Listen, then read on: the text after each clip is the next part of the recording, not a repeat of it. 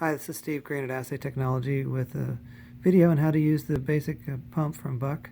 Also a few helpful hints, I hope.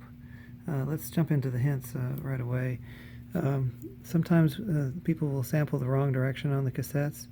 Let me point out that the right direction, this says inlet here, that means the air comes in this way.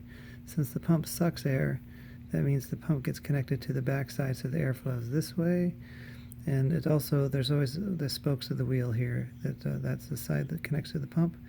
We will provide a cassette holder, which looks something like this one.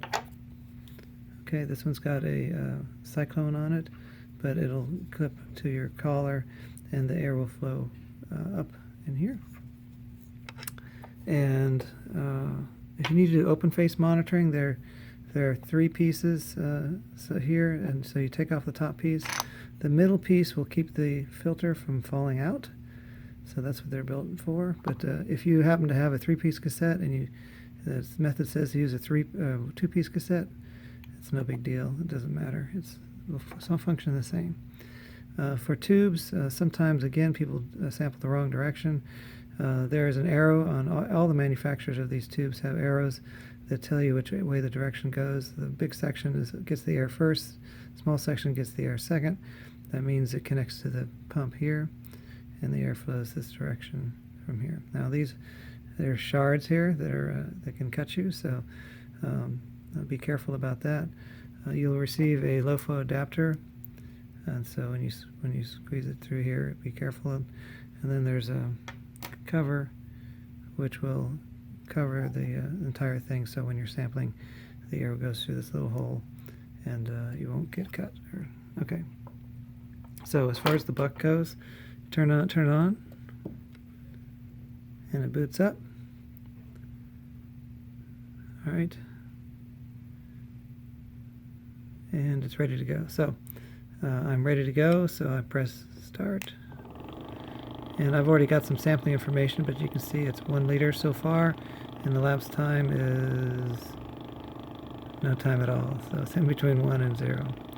Okay, so when you're done monitoring, or you believe you're done monitoring, press and hold. Alright, so let's say you forgot to write down the time that it was elapsed, and also the volume of air sampled. You just start it again, and you get the information you need. Press and hold to stop the pump. Okay, and then you plug it in and charge it overnight, and the next day you're ready to do more sampling. If you hit run right now, it'll add to the sampling information you already have, so you want to get rid of that. Previous day sampling, probably. So you hit the arrow key over to reset, and it asks if you want to clear the data, which is true, so we want that. Alright, it asks if we want a battery life check, and no, you don't need to do that, but we will when we get it back.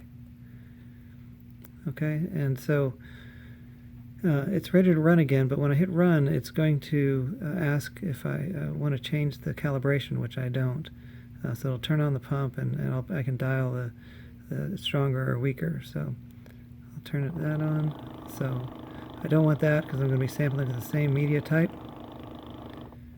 Alright, so now it'll go back to run ready, and you say run, and note the sampling time, the volume is 0, and the elapsed time is 0, and you're ready to go. So I'll turn off the pump again. Okay, so it's off. Let me note that be sure to use the pump that we've written down, the media type, because different media type have different resistances, so the pump has to work harder or slower to get the same sampling rate.